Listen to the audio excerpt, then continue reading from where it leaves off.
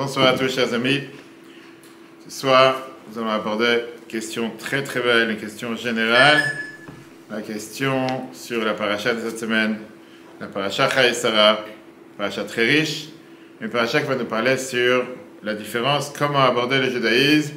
Est-ce que le judaïsme, c'est quelque chose qui est fait pour être enfermé sur nous-mêmes, enfermé dans la communauté, et notre responsabilité se termine avec un autre juif, tu parles avec un autre juif et ça s'arrête là, ou bien le judaïsme, c'est quelque chose qui est beaucoup plus global, beaucoup plus général. Ça veut dire être l'ambassadeur de Dieu dans le monde, et ça veut dire de partager nos valeurs, même avec ceux qui paraissent parfois nous détester, ou même avec ceux parfois qui paraissent totalement déconnectés. Et la question, comme on a dit, est-ce que le judaïsme est global ou local? Est-ce que le judaïsme c'est seulement pour les juifs? Ou bien ça demande à chacun de partager ce message, de le partager au maximum, pas de différence avec qui, même avec ceux qui parfois se moquent de nous, même avec ceux qui parfois ils sont contre nous. Ça peut être à l'intérieur de la communauté, comme ça peut être à l'extérieur, comme on a parlé plusieurs fois. Il peut y avoir des gens qui parfois ne peuvent pas supporter que quelqu'un est pratique, et parfois ça peut être avec des gens qui ne comprennent pas la valeur du judaïsme, etc. Et donc, on va faire un débat rapide.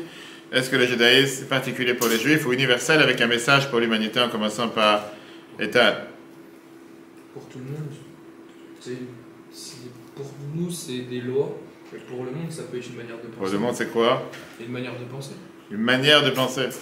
Oui. Ok. Qu'est-ce que tu dis, Dan? Pour tout le monde. Pour tout le monde c'est quoi? La différence qu'il a dit des lois et une manière de penser c'est quoi? Quelle différence entre pour nous et pour tout le monde? Aujourd'hui, le reste du monde, il doit faire juste les lois de Noir. Et nous, on doit faire toutes les lois. Et à nous de, petit à petit, amener le monde entier à faire d'autres lois et à voir des choses que, pour l'instant, ils ne voient pas. Alors ça veut dire que quoi? Que le judaïsme c'est universel pour le monde entier? Alors pourquoi c'était donné seulement au peuple juif? Pourquoi Dieu n'a pas donné le judaïsme au monde entier? Si c'est un message, hein? Très bonne question. Très bonne question, hein? Les autres, ils n'ont pas voulu. Oui, mais c'est trop facile de dire qu'ils n'ont pas voulu. Je veux dire que depuis le départ... Très bien, ils ont refusé. Alors, ça veut dire, la seule raison pourquoi ils n'ont pas reçu, c'est parce qu'ils l'ont refusé. C'est la seule raison pourquoi ils n'ont pas reçu. Si le but c'était de partager la Torah avec tout le monde, alors pourquoi ne pas l'avoir donné à tout le monde? Vous auriez pu très bien le donner à tout le monde, et comme ça la vie est belle. Mais la question qui dérange à ce moment-là, c'est alors quelle est la distinction entre le peuple juif et les autres nations? Si de toute façon on a le message de partager avec tout le monde. Les prières que Dieu l'a proposées à 72 nations. Oui. Seul le peuple hébreu a accepté de prendre les commandements. Et alors? C'est la faute à qui? De prendre l'alliance avec Hachem. Je suis d'accord, mais c'est la faute de qui? C'est pas notre faute? Non, c'est pas notre faute. Ok, donc c'est ce qu'on va voir ce soir. Mais j'ai eu un enseignement qui disait que la religion juive, c'est un mode de vie aussi, c'est pas une prison. On va voir. Aujourd'hui, on va parler justement des enfants qu'Abraham il a eu avec sa deuxième femme, Keturah. Tu peux te rapprocher si tu veux, c'est interdit. Qui s'est remarié après le décès de Sarah, puisque la paracha de cette semaine nous parle aussi du décès de Sarah. On va voir qu'il a eu ses enfants, et pourquoi la Torah elle ne fait pas un monde de ce miracle, on n'en parle presque pas, alors que c'était un âge beaucoup plus avancé. On va découvrir pourquoi le judaïsme est vraiment universel. Il n'y a pas une partie de l'univers que le judaïsme n'est pas responsable d'atteindre, et qu'il ne peut pas avoir un judaïsme existant si son message n'est pas un message pour le monde entier. Parce qu'en fin de compte, les juifs ne sont pas un groupe paroissial, pas des parois. Paroisse, pardon. Les judaïsmes sont les ambassadeurs de Dieu dans le monde. Ok, alors commençons la paroisse. C'est pas quoi les paroisses? T'as jamais été là-bas dans les temples, etc. Ok, on a parlé de ça Shabbat déjà. Ok, après le décès de Sarah, Abraham, à l'âge de 137 ans, a épousé Keturah, c'était les derniers versets de la paracha de la semaine dernière, et il a eu 6 autres enfants. D'accord? Donc ça veut dire qu'après le décès de Sarah, c'est pas que ça y est, il a décidé maintenant je vais aller à la maison de retraite. Il avait 38 ans encore devant lui. Et il voulait pas passer ses 38 ans tout seul. Et surtout, il voulait avoir d'autres enfants. Donc il s'est marié avec une femme qui s'appelle Keturah. Il a eu 6 enfants avec cette femme. Regarde le texte 1a. À toi. Premier ici. Et Abraham prit une autre femme, et elle s'appelait Keturah. Et elle lui enfanta Zimram, Yakshan, Medan, Maïjan, Ishbak et Shouchan. Alors là, je sais pas ce que tu as lu, mais c'est pas de l'hébreu. En hébreu, c'est Zimran, Yokshan, Medan, Midian, Yishbak et Shuach. Tu as lu presque, je dis une autre langue, on ne devrait pas savoir. En tout cas, la Torah, on dirait quelqu'un des banlieues. La Torah continue à nous dire qu'Abraham il est devenu plus âgé, et quand ses enfants, ils ont grandi, Abraham leur a donné des cadeaux, et il les a envoyés vers l'Est. En grandissant, Abraham leur a donné des cadeaux, et les a renvoyés en disant, prenez la porte. Continue les deux prochains versets. Et il donna tout ce qu'il possédait à Isaac. Abraham donna des présents aux fils des concubines et les renvoya du milieu de son fils Isaac, du vivant d'Isaac dans un pays de l'Orient. De l'Orient. Ça veut dire, ça nous amène ici à une question très intéressante. Quelle est intéressante? La question, elle est, si Isaac a toujours été censé être le véritable héritier d'Abraham, et que les autres ont été délibérément renvoyés pour l'affirmer, pourquoi Abraham a-t-il eu plus d'enfants? C'est une des deux. C'est-à-dire, il n'y a pas d'indication dans la Torah qu'il les a renvoyés parce qu'ils se sont mal comportés, comme on a vu la semaine dernière avec Ishmaël, etc. Pour ça, il les a renvoyés de chez lui. C'est comme s'il les a renvoyés de manière délibérée. Comme si c'était son plan depuis le départ, qu'il a ses enfants pour après leur dire, maintenant il est temps que vous preniez la porte. Abraham, il a donné tout ce qu'il avait, on voit le premier verset que tu viens de lire, il a tout donné ce qu'il avait à Yitzhak. Et les autres enfants, il les a envoyés à notre pays de l'Orient. Ça veut dire qu'il les a envoyés, en deux mots, c'est pas ses vrais enfants. Parce qu'ils ne veulent pas qu'ils soient en compétition avec Yitzhak. Donc si le vrai enfant c'est seulement Yitzhak, et c'est pour ça qu'il a envoyé les autres, alors pourquoi il a eu ses enfants depuis le départ? C'est quoi cette idée d'avoir des enfants après leur dire maintenant vous prenez la porte?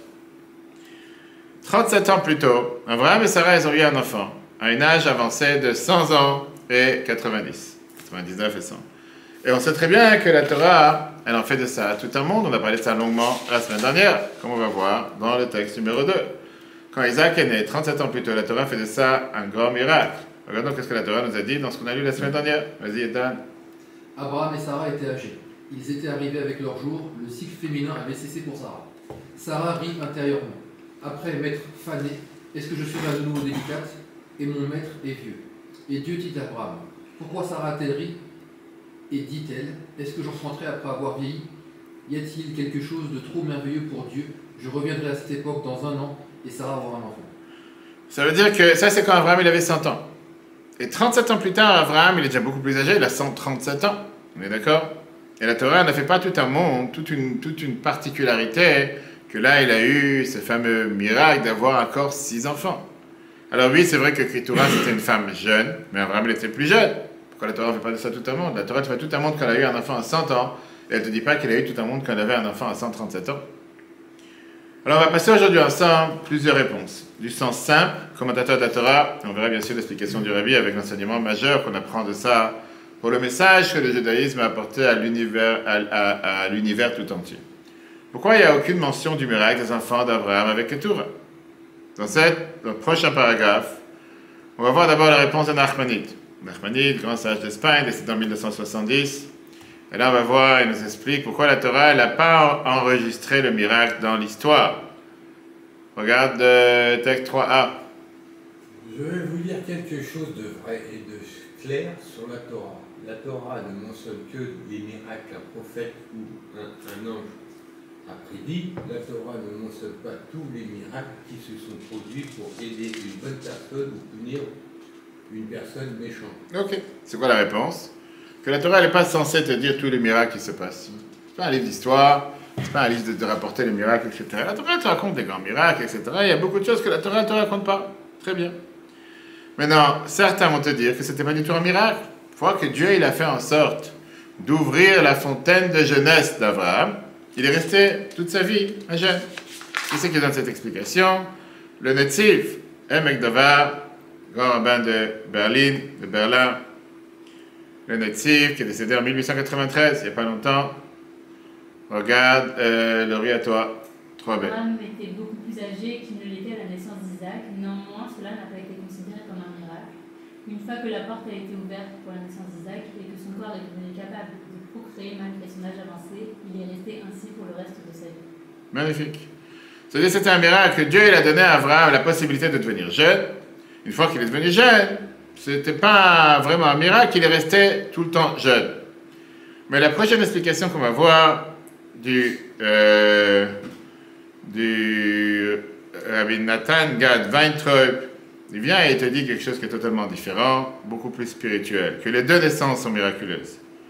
Et néanmoins, la Torah, elle n'est pas impressionnée avec un miracle physique. La Torah nous parle de miracle pour nous dire justement quel était l'impact spirituel que Yitzhak il a eu. Dans Biyeshi Shim Chochma. Au cours de sa visite, Au cours de sa visite à Jérusalem, Rabbi Avraham Mordechai Alter de mémoire bénie, rabbi de la dynastie chassidique Gur de Go, hein. et auteur de Imri Emet, se détendait un jour sur le toit de son logement par une chaude journée d'été et il a dit: La Torah dit, Abraham prit une autre femme qui s'appelait Ketura et elle lui porta Zimran, Yakshan. Voilà, tous les noms que tu as mentionnés tout à l'heure. Avant la naissance De notre patriarche Isaac, de bienheureuse mémoire, ses parents Abraham et Sarah ont traversé toutes sortes de difficultés, de fardeaux et de souffrances. Cependant, Abraham a épousé Ketura facilement, sans aucun obstacle après le décès de Sarah. Et qui est né? Un Zimran et un Yakshan. Cela nous apprend qu'il n'est pas facile de mériter un enfant comme Isaac. Bravo. Ça veut dire, donner la possibilité à avoir un enfant à un âge avancé, c'est pas ce qu'on appelle un big deal, c'est pas un énorme, quelque chose d'important pour Dieu. Mais c'est oui un big deal, c'est oui quelque chose d'important. On n'est pas en train de dire que c'est difficile pour Dieu, mais c'est quelque chose d'important, remarquable, de faire descendre sur terre un géant spirituel comme Yitzhak dans un corps physique, matériel, et de vivre sur cette planète physique. Amener quelqu'un comme Yitzhak dans ce monde, c'est quelque chose d'énormément important, et ses parents devaient surmonter beaucoup de difficultés. Les autres enfants, c'était des enfants standards. C'était des enfants lambda, on va dire, rien de particulier. Yitzhak était particulier. Les obstacles physiques, c'était juste une réflexion des obstacles spirituels. Et c'est pour ça qu'ils sont mentionnés. Mais le fait même d'avoir un enfant à un âge avancé, ok, tu parles pour Dieu, c'est pas le permettre de quelqu'un, tu parles de quelqu'un qui a créé les cieux et la terre, qui a renversé l'Égypte avec les 10 plaies, qui a ouvert la mer Rouge. Je pense qu'avoir un enfant à 100 ans, surtout qu'on sait très bien qu'à l'époque, les gens ils vivaient un âge avancé, ok, très bien. Et c'est pour ça que la Torah n'en fait pas de ça tout un monde. Pourquoi elle n'en fait pas un monde des derniers enfants? Parce que ce n'était pas des géants spirituels. Les amener dans le monde, ce n'était pas quelque chose d'extraordinaire, merveilleux. L'aspect physique était négligeable à Dieu et ce n'était pas quelque chose que ça valait la peine de le mentionner. Maintenant, avant de passer à la réponse du Rabbi, regardons ce qu'on vient de mentionner, les 3 réponses. 1. La Torah n'enregistre que les miracles qui ont été prédits par des anges ou des prophètes. 2. Ça n'était plus miraculeux parce que la capacité d'Abraham d'avoir des enfants avait déjà été restaurée. Et 3. La Torah met en évidence les miracles qui reflètent des percées spirituelles. La naissance d'Isaac a marqué un tel moment. Les enfants de Ketura, bien que miraculeux, ils n'étaient pas vraiment ce qu'on appelle ça des énigmes spirituelles, des gens particuliers. Après là, on parle d'Abraham. Oui. Mais que lui soit pas un miracle, c'est une chose. Mais sa femme, elle avait quel âge? On a dit qu'elle était jeune, Ketura. Elle était très C'était jeune. C'était Agar, oui. Elle était jeune, on a dit que de son point de vue, il n'y a pas de problème. Et d'ailleurs, dans un des commentaires, c'est écrit que le contraire, avec Sarah, même Abraham n'avait pas de problème. C'était Sarah qui était le problème, si on peut dire, même si pas tout le monde est d'accord avec ça, on a vu qu'il fallait changer son nom aussi, etc. Ok.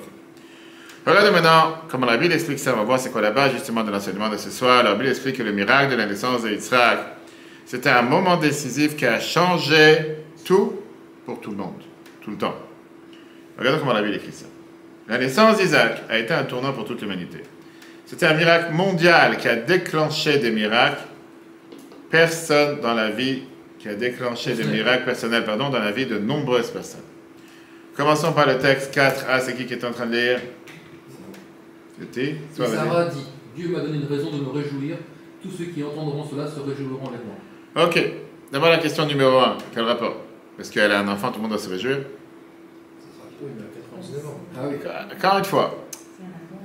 Oui, je suis d'accord. Le patriarche du peuple juif. C'est pourquoi dire tout le monde? En 2 mots, pourquoi ça devient une fête générale? Oui, peut-être les proches, la famille.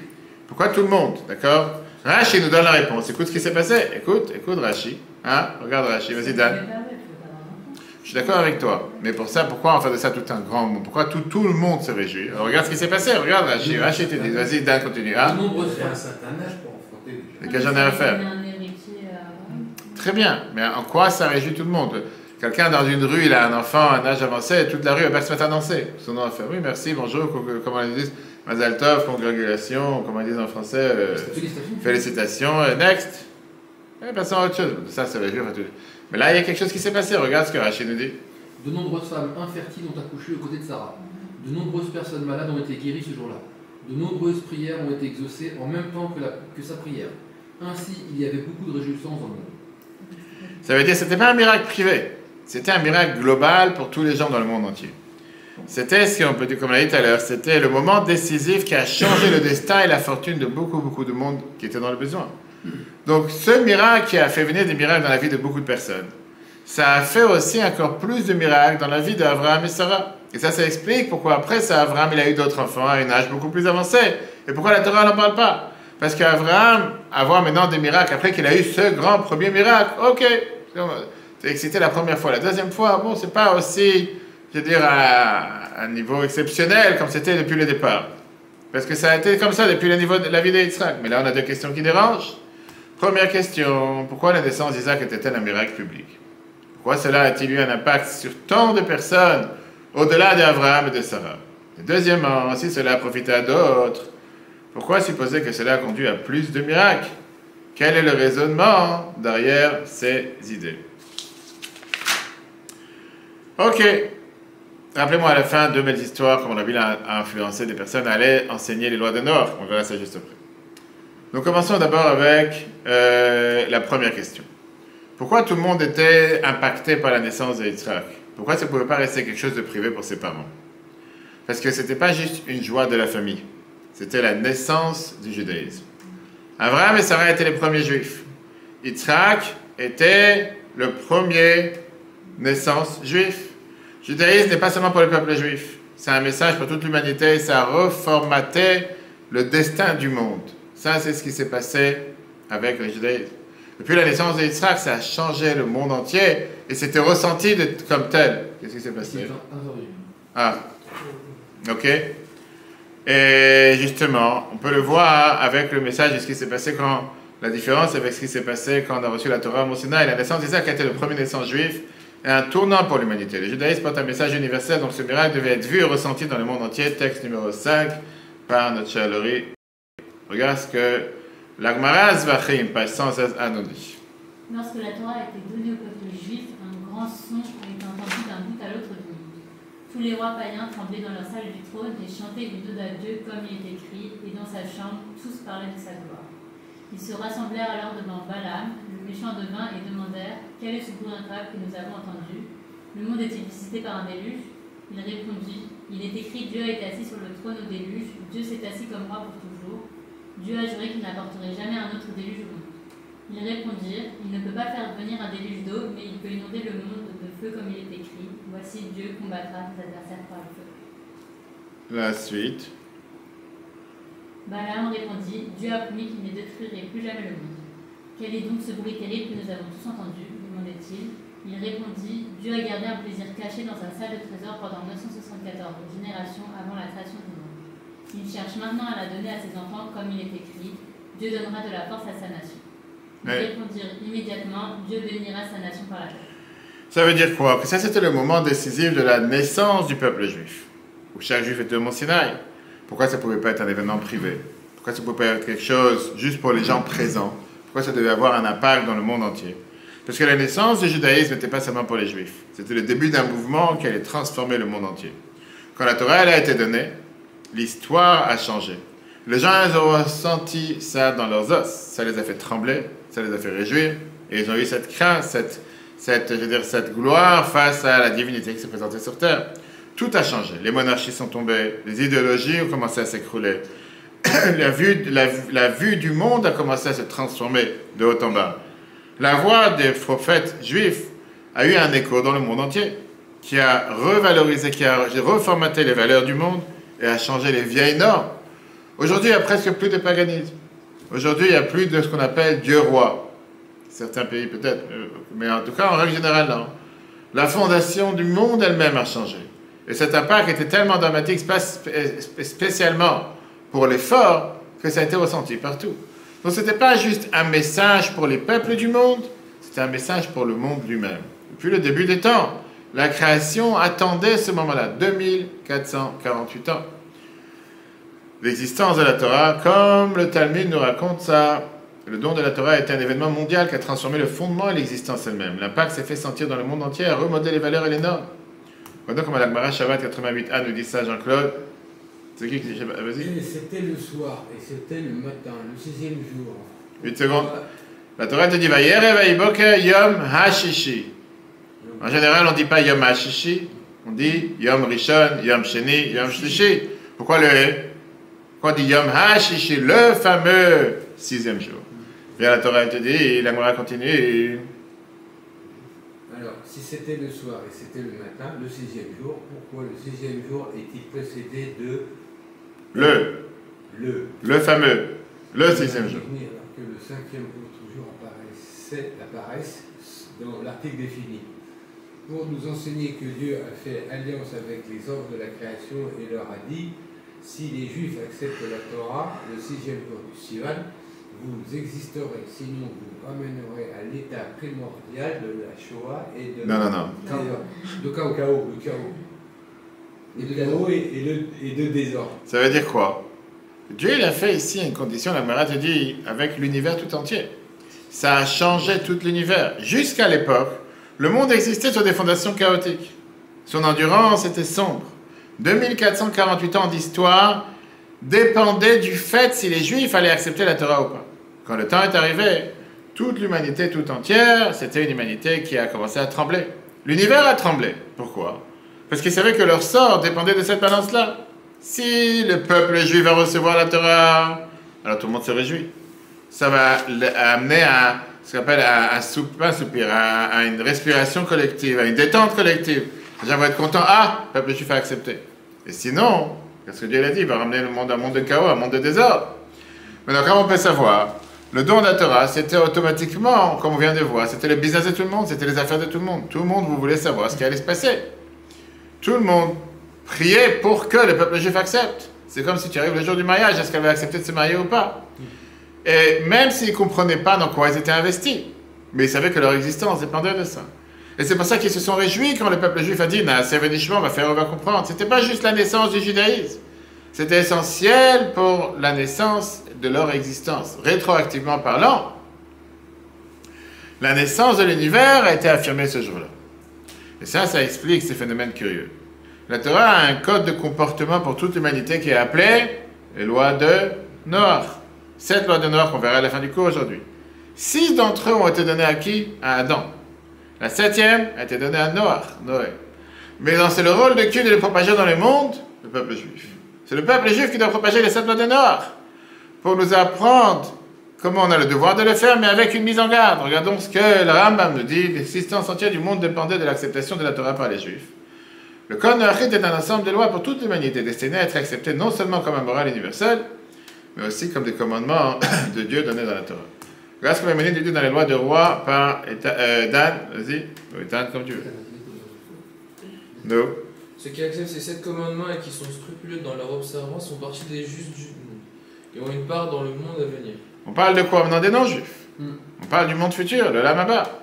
C'est que ceux qui font les 7 lois de Noach, ils ont une part, ils sont appelés Chsidé ou Mataolam. D'ailleurs, on sait très bien qu'Israël décore chaque année des non-juifs qui, pendant la Shoah, ils ont sauvé ou caché des gens du peuple juif, ou ils ont aidé le peuple juif. On les appelle justement les Chassidé ou Mataolam, les pieux parmi les nations.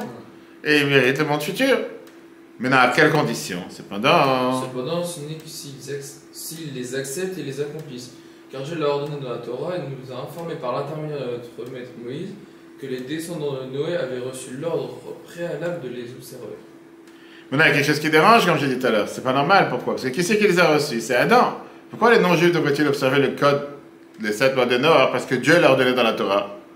Pourquoi c'est contraignant pour eux, comme Rambam vient de dire, à condition qu'ils le font parce que Dieu leur a donné ça dans la Torah? Et si ça parle à quelqu'un d'avoir des tribunaux, comme on verra une des lois, ou bien de ne pas avoir de relations illicites interdites, parce que la morale est plus que...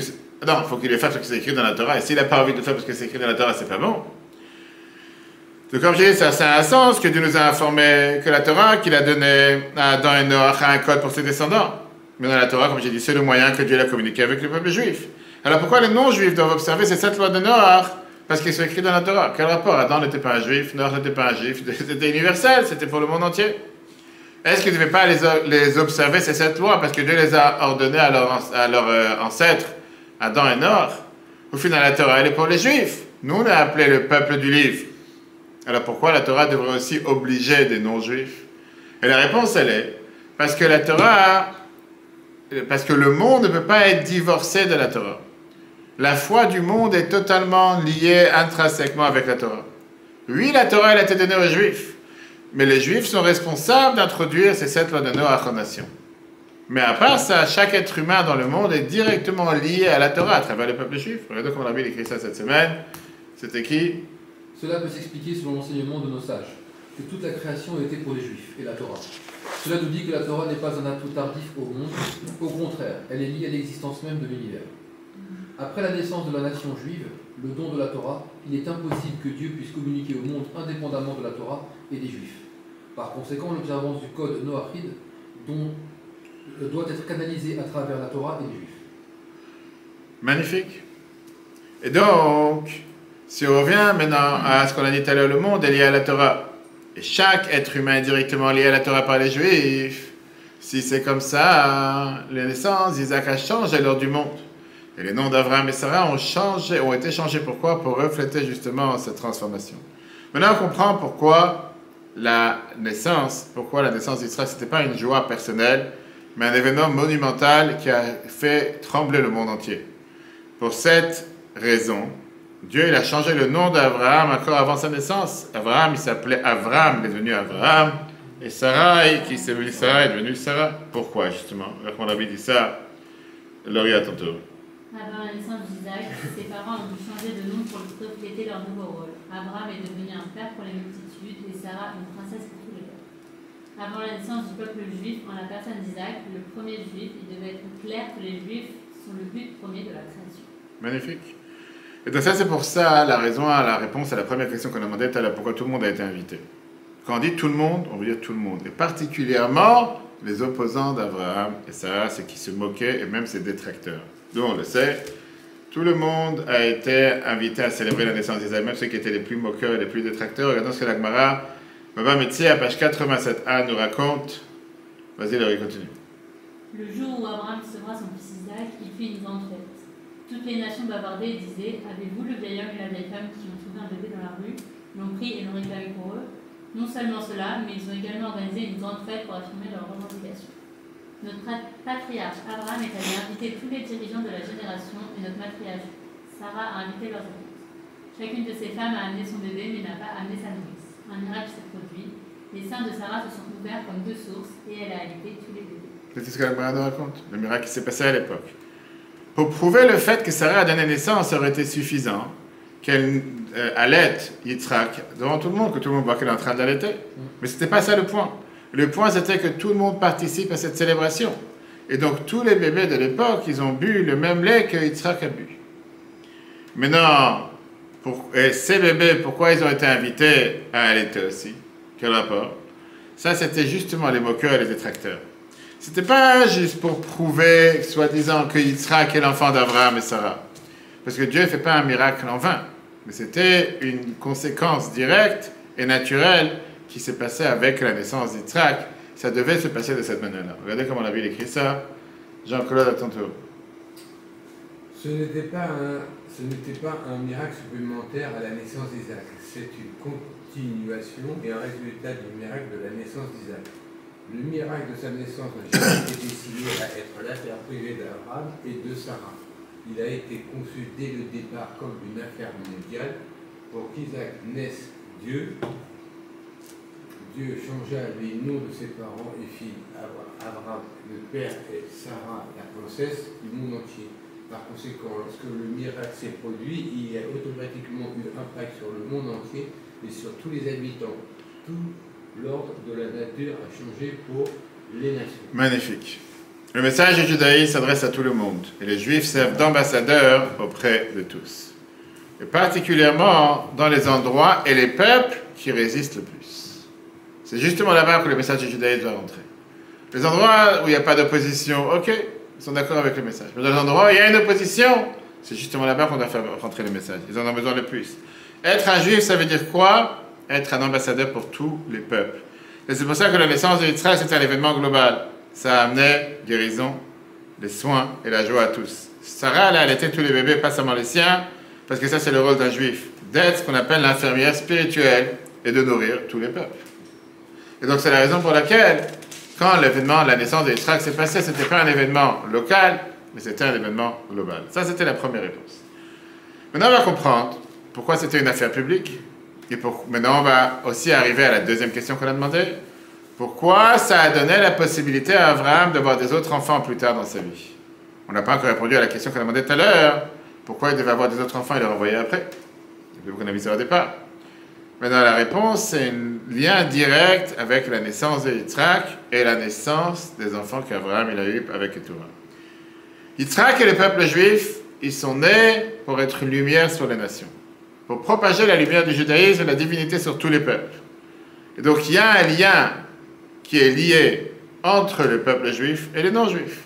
Si le judaïsme était là pour être seulement pour le peuple juif, Abraham n'avait pas besoin d'avoir des enfants non-juifs, puisque Keturah, qui était Agar, n'était pas juif à l'époque. Mais comme le judaïsme est un mouvement global, pas un mouvement local, qui est fait pour élever toutes les nations, pour que la naissance de Yitzhak soit une naissance qui soit une naissance réussie, Dieu avait besoin de démontrer cette chose-là avec un message clair, de pouvoir faire ce qu'on appelle un pont, une démarcation qui ne peut pas être coupée, qui ne peut pas être séparée entre le peuple juif et les non-juifs, puisqu'on est intrinsèquement liés. Les enseignements du judaïsme, la morale du judaïsme, elle doit dépasser toutes les limites et toutes les barrières. Et c'est pour ça que l'enseignement qu'a laissé Abraham, l'héritage d'Abraham doit continuer et impacter toutes les nations, pas seulement le peuple juif. Texte numéro 9. L'émerveillement et la bonté que Dieu a montré à Abraham lorsqu'il a engendré Isaac ont eu pour résultat qu'Abraham a eu 6 autres fils avec Keturah. Pour que les Juifs soient des ambassadeurs de Dieu dans le monde, les non-Juifs doivent ressentir un lien avec les Juifs. Lorsque Dieu a étendu le miracle, en permettant à Abraham d'engendrer des nations non-juives, les nations ont réalisé que leur but principal est étroitement lié aux Juifs. Le miracle a donné la possibilité à Abraham d'avoir Yitzhak à un âge avancé, nécessitait aussi le fait qu'il soit le père des enfants non-juifs avec Keturah à un âge plus avancé. Les nations devaient savoir qu'Abraham avait un impact sur toutes les nations, jusqu'à ce qu'il est devenu aussi le père de ses autres enfants. Et donc ça les a convaincus de ne pas se séparer d'Abraham et de ses croyances et de ses enseignements. Comme la Torah nous a dit, ce qu'on a vu la semaine dernière quand il est devenu, il a été appelé Abraham. Pourquoi Abraham? Av, Amon, Goïm, le père de beaucoup de nations. Alors pourquoi Abraham il a envoyé ses enfants? Pour établir les nations dans l'Est. Ça devait être clair qu'ils ne sont pas juifs. Seulement Yitzhak et ses enfants sont juifs. Mais leur rôle, c'était d'être des nations non juives en démontrant le lien qu'ils ont avec Abraham. C'est pour ça qu'ils les envoient ailleurs comme des émissaires, des shluchim. Ils ont un message à faire parler au monde entier. C'est pour ça qu'Abraham il leur a donné naissance. Il les a élevés. Ils ont appris les valeurs d'Abraham. Et une fois qu'ils ont grandi, Abraham a dit, mais non, allez enseigner ce message au monde entier. Une fois qu'Abraham est devenu le père physique des autres nations, c'était beaucoup plus facile pour les autres nations de considérer Abraham comme un père spirituel pour toutes les nations. Ça veut dire qu'ils auraient pu à ce moment-là enseigner le message et les valeurs qu'Abraham leur a enseignées.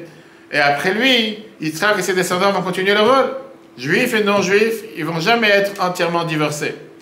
Ils vont toujours être enfermés, si on peut dire, dans une relation étroite, parce qu'ils étaient une fois intrinsèquement liés, et jamais absolument séparés du fait qu'Abraham était le premier père. Et c'est pas pour rien qu'aujourd'hui, tu as tellement de gens dans la planète, des milliards de personnes qui considèrent que notre père est Abraham, alors que c'est pas forcément qu'ils sont juifs.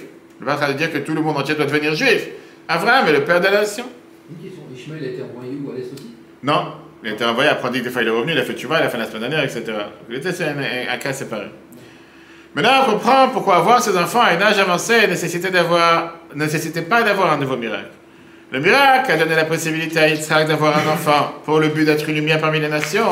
Ça l'a aidé après d'avoir encore 6 enfants qu'ils ont établis les autres nations. Et c'était le même but, et pour ça aussi le même miracle. Donc c'était la continuité du miracle. Abraham a eu d'autres enfants pour créer un lien entre lui et les nations non juives. Bien qu'il les ait renvoyés, le rôle était de porter ses valeurs et de montrer que même des nations lointaines sont toujours liées à lui en tant que père de nombreuses nations. Maintenant, on comprend pourquoi Abraham il a eu d'autres enfants, alors que la question qu'on a demandé tout à l'heure, pourquoi il les a envoyés, si c'était le but de les avoir et les garder. Parce que le but de ces enfants, c'était pour eux d'être d'abord des non-juifs dans un pays lointain, et malgré qu'ils étaient dans un pays lointain, et toujours attachés avec Abraham, pour transmettre des messages à Abraham. Tout le point qu'Abraham il a démontré en étant le Av Amon Goïm, le père des nations, à tous les peuples, c'était que même s'ils sont distants de manière spirituellement, physiquement, c'est des ambassadeurs de Dieu. Eux aussi, ils avaient le devoir d'amener ce message au monde entier. Et c'est pour ça qui devait aller justement dans les endroits lointains où ils sont distants de lui, dans les endroits où il n'y a pas encore ce message, pour enseigner ce message.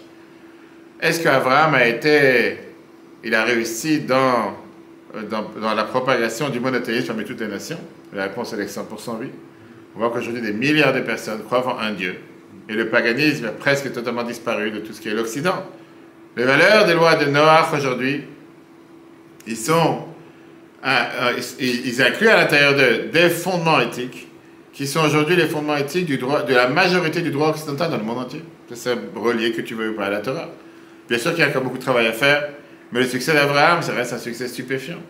Et donc quand on revient à la question par quoi on a commencé aujourd'hui, est-ce que notre responsabilité en tant que juif, c'est une responsabilité limitée, ou bien c'est une responsabilité qui doit adresser toutes les nations en incluant même les moqueurs et les détracteurs? Je viens de voir qu'il y a ce qu'on appelle une démarcation infranchissable entre le peuple juif et les non-juifs. On doit être l'ambassadeur de Dieu pour toutes les nations. En d'autres mots, on doit acheter localement, mais on doit atteindre globalement. Notre mandat, ça doit être le mandat d'Abraham. Abraham, il a d'abord eu un enfant juif, il a élevé, il a éduqué, mais il a laissé aussi le père et il a éduqué des enfants non-juifs. Notre responsabilité, bien sûr, c'est envers le peuple juif, mais on doit aussi se dévouer à pouvoir éduquer au bien-être des nations tout entières, du monde entier. Parce qu'on doit être l'ambassadeur, ce qu'on appelle être une lumière pour les nations, éclairer le monde entier. Et ça, c'est le rôle de chacun d'entre nous. De la même manière que les prophètes juifs ont été envoyés pour inspirer d'autres nations, ça aussi c'est notre devoir. Notre rôle, c'est que chaque personne qu'on rencontre, on doit lui apprendre les lois de Noach. Que ce soit un ami qui habite sur la même rue, le même bloc qu'on habite, que ce soit un chauffeur d'Uber, que ce soit une caissière à un magasin, que ce soit quelqu'un qu'on rencontre dans le train. Comme Abraham, le devoir, c'est d'enseigner les lois de Noach, sans distinction. Quelles sont les lois, cette loi de Noach? D'abord, le même miracle qui a permis à Abraham, la naissance d'Isaac a également permis à Abraham d'avoir d'autres enfants plus tard. Comme les deux avaient le même objectif d'entendre son influence entre nations, ils faisaient partie du même miracle au cours. La mission juive a une double nature. Nous sommes distincts mais pas détachés. Notre priorité est le peuple juif, et notre responsabilité va au-delà. Alors c'est quoi les 7 lois de Noach? L'interdiction de l'idolâtrie, interdiction de relations sexuelles illicites, interdiction du meurtre, interdiction du vol, interdiction du blasphème, interdiction de manger des parties d'animaux encore vivants. C'est ce qu'ils font. Quels les pays? Aujourd'hui, les homards, les langoustes, les crabes. C'est vivant, ils te mettent. Il faut le pocher dans l'eau, ou bien des sauterelles, ou bien des grenouilles, on va savoir quoi d'autre. Obligation d'établir des tribunaux, ça c'est la statue de Noach. Et ça, si le monde entier le respectait, bien sûr que le monde aurait été totalement différent. Alors avant de terminer, deux magnifiques histoires. Première histoire. Une histoire très belle avec une personne.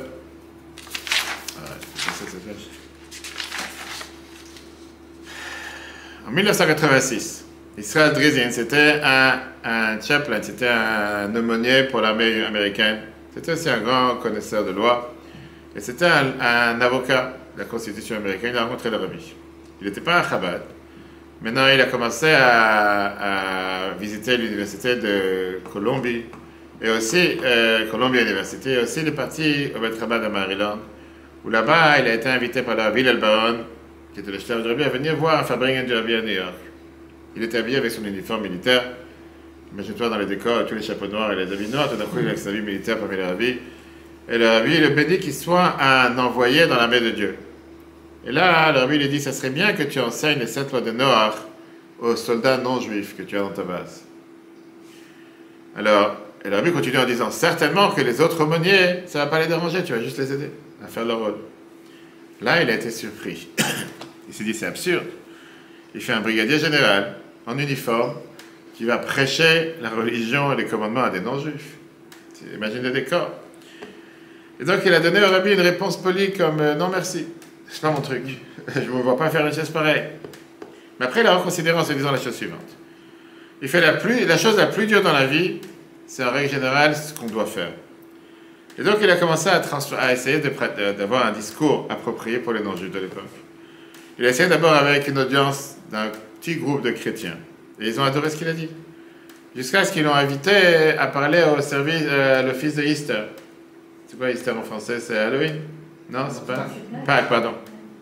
Dans son discours, il a parlé sur cette loi de Noach. La parole d'avoir la cruauté envers les animaux. Et il a demandé pourquoi cette loi, justement, c'est la dernière qu'on vient de voir d'établir des tribunaux. Pourquoi ça fait partie des dernières des 7? Parce que le but, c'est de pouvoir envoyer ces messages et ces valeurs universelles pour tous les peuples, pour toutes les religions, et même pour toutes les créatures. Et donc, faire attention, même quand vous marchez, de ne pas écraser des fourmis ou des animaux. C'est comme ça qu'il n'a pas l'air. Ok.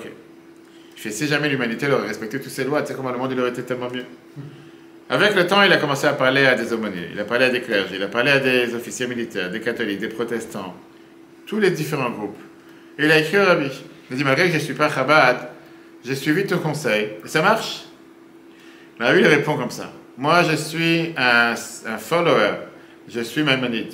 Et Maïmonide, il aurait approuvé tes efforts. Moi, je suis pas... Quand il était là, c'est Maïmonide qui lui dit qu'on a devoir l'enseigner au monde entier. Et il a béni, etc., qui continue à réussir et de redoubler ses efforts, pas seulement à des centaines, mais beaucoup plus. Et jusqu'à qu'il a demandé de publier aussi ses discours. C'est ce qu'il a fait plus tard. Mais écoutez cette deuxième histoire. En 1970, Michael Tabor, il apprenait la loi à London School of Economics. Les lois. Pour devenir un avocat. Et parallèlement, il dirigeait aussi qu'on appelle ça, l'orchestre de l'école à Londres. Et quand il dirigeait l'orchestre, il avait aussi sa grande kippa sur lui. Et il était très émerveillé, fier malgré qu'il est à Londres en train de diriger la symphonie, etc., diriger, il avait sa grande kippa sur lui. Quand le shliach du rabbi à Londres, Shmuel, il a entendu que Michael il allait maintenant passer par New York, une fois qu'il allait avoir une conférence avec des étudiants juifs, il lui a dit, va passer Shabbat à Cronaïtz, à Brooklyn, chez le quartier du rabbi. Et va avoir une audience privée avec le rabbi. Fabricant du rabbi, d'abord, il n'a pas trop compris, il n'a pas tout compris. Mais il a senti que le message du rabbi, c'est un message d'amour pour tous les juifs. Quand le rabbi il a levé le verre pour dire le Chaim, il sentait que c'est personnel à lui, le rabbi lui dit le Chaim. Une expérience qui est restée avec lui pendant des décennies. Il s'est dit quoi? De voir des survivants des goulags russes, des gens qui ont gardé le judaïsme malgré les circonstances les plus difficiles, dans les conditions impossibles. Il a décidé, le monde a assez d'avocats juifs, moi maintenant je vais me dévouer à ce qu'on appelle l'éducation juive. Il rentre en audience privée chez le rabbi. Il dit au rabbi qu'il est passionné de deux choses, la musique de chambre et les nigunim. Le nigunim chassidique, on a l'habitude de chanter des fabricants. Le rabbi lui dit, c'est quoi le lien entre les deux? Quel rapport?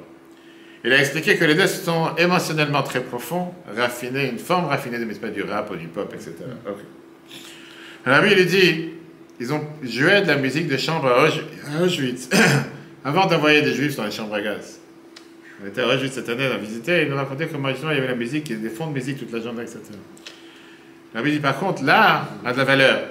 Mais l'art, elle a de la valeur seulement quand elle a la Torah à son centre. Pas juste de l'art que tu vois. Il a senti cette phrase et s'est dit, juste pour cette phrase, ça valait la peine de faire tous ces voyages. Maintenant, il a demandé au rabbi, est-ce que si c'est comme ça, mon temps que je passe à l'orchestre, c'est une perte de temps? À diriger l'orchestre, je ne rate pas mon temps, d'après ce que j'ai entendu du rabbi, c'est pas ce que je dois faire.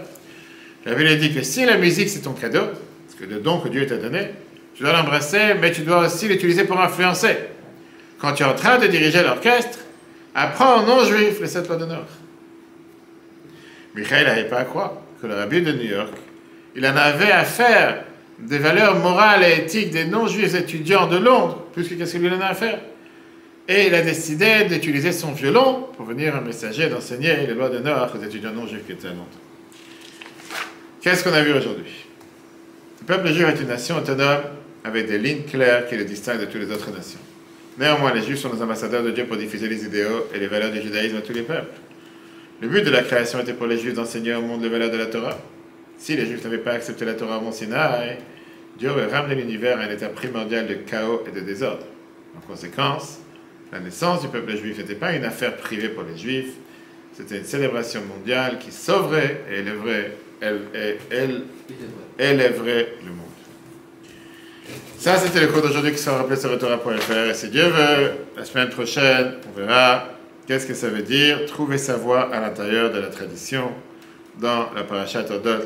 Fais-en le tien. Ne fais pas la Torah pour le faire, mais approprie-toi la Torah pour ce qui te parle. C'est très bien, mais chacun d'entre nous a une mitzvah qui lui parle plus que l'autre.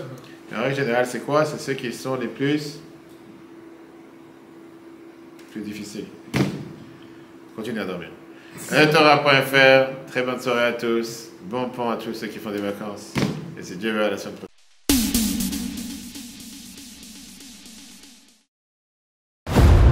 Torah.fr, la Torah en live. Ce cours est proposé par eTorah.fr. Pour nous aider à continuer à diffuser les cours de Torah, vous pouvez faire même une petite contribution sur notre site www.etorah.fr dans l'onglet « Faire un don ». Retrouvez-nous aussi sur les réseaux sociaux.